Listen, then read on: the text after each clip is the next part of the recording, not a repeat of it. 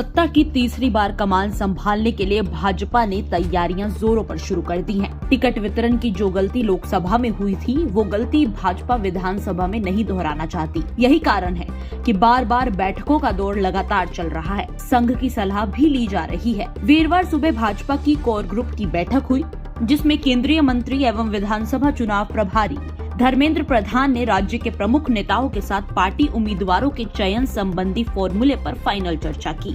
इस बैठक में तीनों केंद्रीय मंत्री मनोहर लाल खट्टर, राव इंद्रजीत सिंह और कृष्ण पाल गुर्जर भी शामिल हुए। मुख्यमंत्री नायब सिंह सैनी और पार्टी के प्रदेश अध्यक्ष मोहन लाल बड़ोली भी बैठक का हिस्सा थे। इसके बाद शाम 6:30 बजे के बाद भारतीय जनता पार्टी की केंद्रीय चुनाव समिति की बैठक में हरियाणा की 90 विधानसभा सीटों पर चर्चा की गई। करीब 4 घंटे तक मंथन के बाद 55 सीटों पर नाम लगभग फाइनल हो गए हैं। बची हुई सीटों के लिए भाजपा जल्द ही दोबारा सीईसी की बैठक करेगी।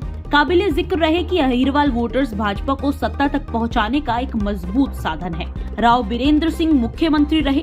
उनके बेटे राव इंद्रजीत सिंह कई साल कांग्रेस में दमदार चेहरा रहे। हालांकि सीएम बनने के सपने में जाट नेताओं की अड़चन रही, इसलिए हुड्डा से नाराजगी के बाद 2014 में राव ने भाजपा में पलटी मारी और ऐसी पलटी मारी कि 2 बार सत्ता में पहुंचने का भाजपा का रास्ता अहिरवाल से होकर ही गुजरा। 2014 के चुनाव में रेवाड़ी, महेंद्रगढ़ और गुरुग्राम जिलों की सभी 11 और 2019 में 8 सीटें जीती। अब हैट्रिक की कृपा अहिरवाल में ही अटकी है। ऐसे में भाजपा नहीं चाहती कि राव को नाराज किया जाए। इसके अलावा चर्चा ये भी है कि भाजपा केंद्रीय मंत्री कृष्ण पाल गुर्जर के परिजनों को भी टिकट दे सकती है। सरकार को समर्थन दे रहे मौजूदा निर्दलीय विधायकों के टिकट कटने के आसार है।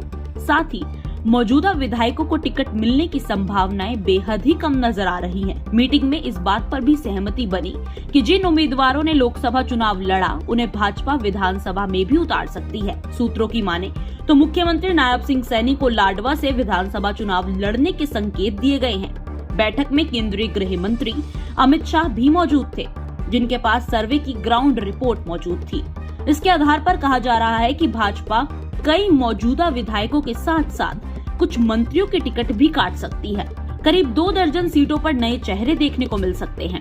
फिलहाल किसी मौजूदा सांसद और केंद्रीय मंत्री को विधानसभा चुनाव नहीं लड़वाया जा रहा, लेकिन राज्यसभा सदस्यों को जरूर टिकट मिलने की संभावनाएं हैं। 2019 में विधानसभा चुनाव हारे पूर्व मंत्रियों को भी भाजपा टिकट दे सकती है। बता दें, केंद्रीय चुनाव समिति की बैठक में रक्षा मंत्री राजनाथ सिंह, केंद्रीय मंत्री भूपेंद्र यादव, भाजपा के राष्ट्रीय उपाध्यक्ष सौदान सिंह, हरियाणा से केंद्रीय चुनाव समिति की सदस्य सुधा यादव, मुख्यमंत्री नायब सैनी, प्रदेश अध्यक्ष मोहन लाल समेत कई बड़े नेता शामिल रहे। अब केंद्रीय चुनाव समिति विधानसभा चुनावों के लिए संभावित उम्मीदवारों पर चर्चा कर चुकी है, जिनकी सूची जल्द जारी हो सकती है।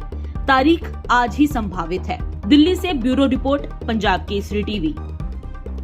हमसे जुड़े रहने के लिए हमारे YouTube चैनल को सब्सक्राइब करें और नई वीडियो की नोटिफिकेशन के लिए बेल आइकॉन को दबाएं। अगर आप ये वीडियो Facebook पर देख रहे हैं तो लाइक जरूर करें और ज्यादा से ज्यादा शेयर करें। धन्यवाद।